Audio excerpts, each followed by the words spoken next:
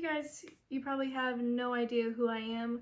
My name is Jessica, I'm 22 years old, and I am going to become a New York Times best-selling author. Actually, that's just the dream. There's no publishing deal lined up. I'm not famous. I have no massive platform. I have no agent on my phone. This is my first ever YouTube video, so I kind of have no clue what I'm doing, but I have a big dream and hope of becoming a New York Times best-selling author. Because here's the thing, right now we're living in a time where the book world feels more crowded than ever. We have famous authors, longtime storytellers, amateur writers, or people pumping out AI slot books every other week. So why does this actually matter to any of you? Good question. I have no idea. I've tried to make this video a few times and I'm like, but here we are. So first video, that's rough. Ugh. Anyways, why should you care about some random 22-year-old on the internet trying to write her way up to being a best-selling author? Fair question. I have no good answer for you. Hopefully you just stick around for fun. Your Mac friend, Brent Rambo. But for some background, I always loved writing in school. I like doing poems, essays, I like doing little writing competitions, and of course, I feel like many of you watching this, we all dabbled in Wattpad. Yeah, let's be honest here. I also want to see the amount of authors who started writing in Wattpad, because let's just be honest, we were all there. I want to see it, okay? Honestly, probably some of my best writing. I'm just saying. But writing was always fun for me, which is weird because in school I actually hated to read, which seeing now, like, I love reading. If I could have a huge library, I would. I just love it. But in school, I hated it because they made us read stupid books. I was in like a classical school and they made us read like the Odyssey, which now I love the Odyssey. I appreciate it. It's very good. But they made us read similar books to that, and it always felt so forced that I was like, well, if I'm gonna read in school, why would I do it on my free time? Like, it never felt important to me. It always felt like a homework or a chore. But thankfully, I got out of that, and I think my first actual series that I read like on my own was The Hunger Games by Susan Collins, which is a favorite. I know that's a lot of people's first like getting into books. Beautifully written, got me into reading. From there, I got to the Divergent series, which I feel classic dystopian for everyone. And then it just kept getting more and more, and I found my love for fantasy books, dystopian books. It was amazing. But when I started thinking about writing books where people would actually be reading them, that kind of freaked me out, because the only time I'd written something where someone saw it was in school at the time, and at most it was like my classmates or my teacher seeing it, and I wasn't too scared because I didn't care that much. I knew it wasn't bad, but I wasn't super nervous about it. I don't know if you guys can hear the ducks out there. But I wasn't too scared. It was just in school, not big. So one day I had an idea to start writing this kid's book for my nieces. It's called Two Sisters and the Road Back Home. It's about two sisters who always are fighting, and they get transported to a magical world, and they have to go on this long journey, forcing them to work together, which is their biggest problem, to find this stone to go back home. It's a whole journey. They go through different things and they have to find a way to work together. But I started writing that for fun, and I was gonna give that to them for like Christmas. But then I slowly fell in love with the story, and I imagined it as like the Magic Tree House series, where each book is a different adventure between them. I could only think of like this being a series for different adventures between the two of them. And I got an editor, I had someone make the cover, and then I didn't know anything about publishing it, so I went through the self-publishing process on Amazon KDP, which bad. I think it just depends what you're looking for. It wasn't too bad. Like, the uploading process is pretty simple.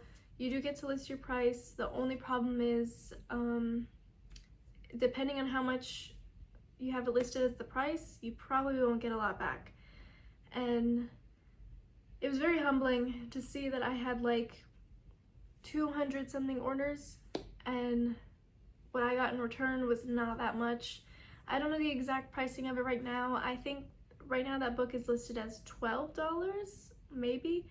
It's been a little while since I've checked, but I hated putting it at $12 anyway because it felt like so much for a kid's book that was like, it was an easy read, it wasn't too long. I wanted everyone to be able to get it, not spend a bunch of money.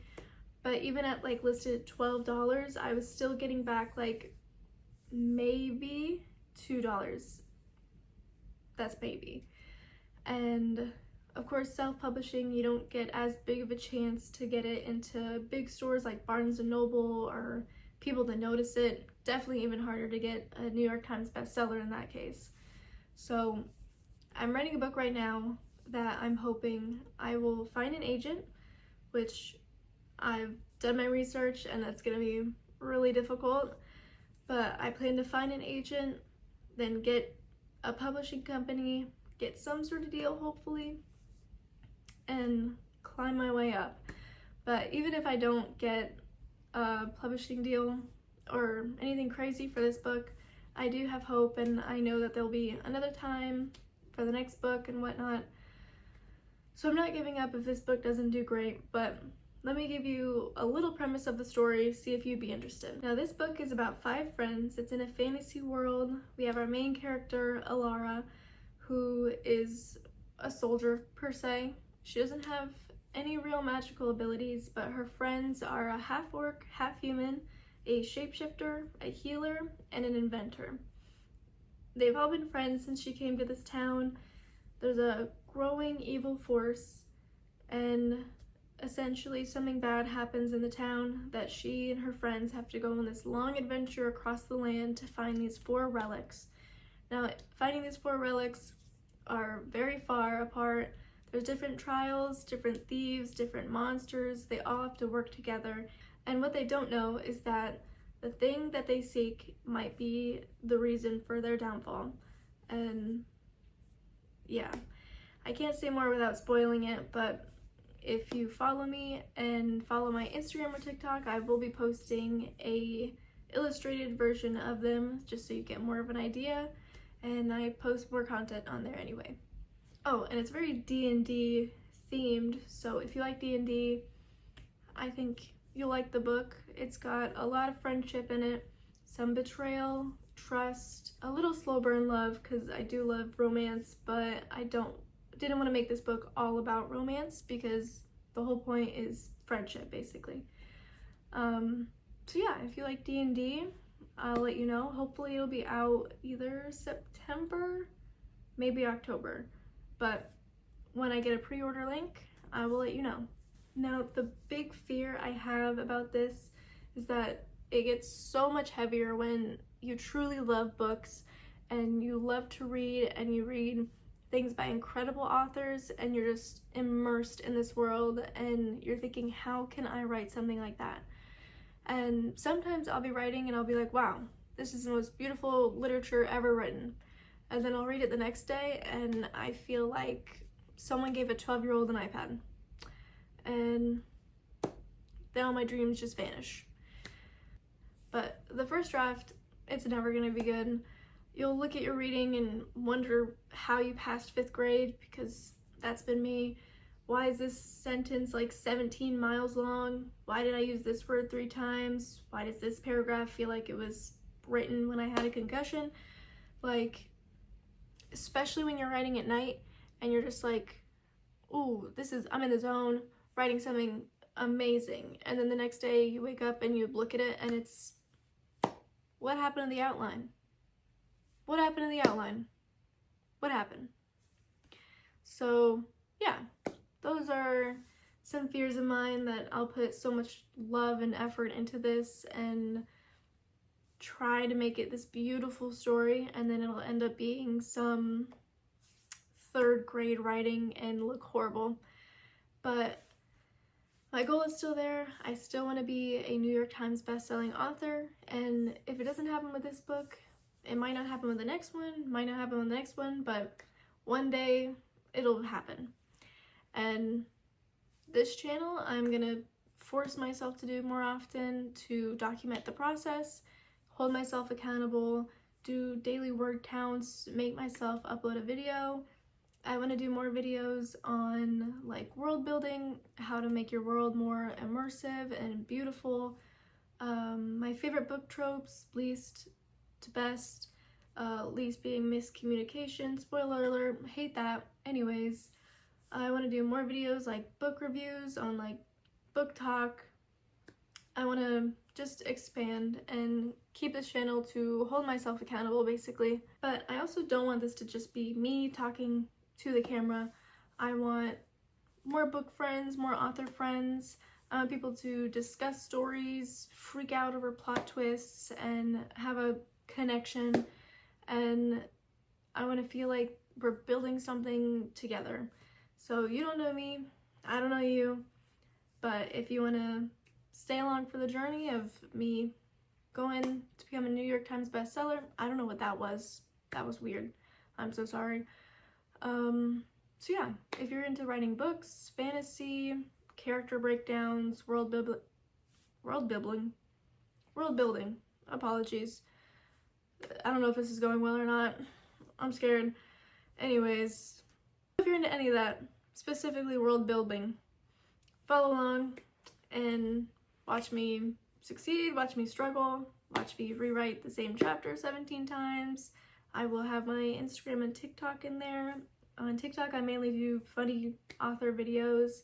I'm trying to post more content about my writing process and the book I'm writing, so hopefully I'll be doing that soon. And I think why this matters to me so much is because maybe this goes nowhere.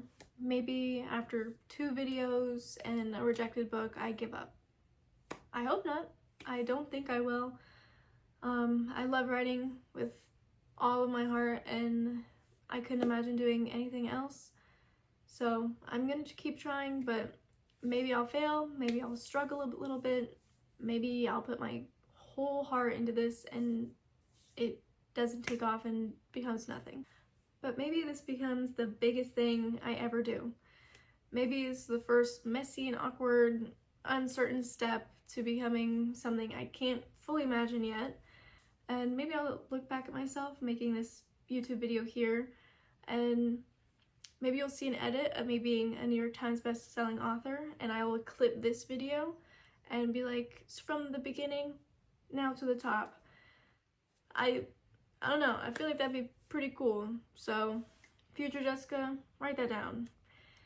So yeah, but the truth is I don't know what's gonna happen yet. I hope I become a New York Times bestselling author. That'd be really cool.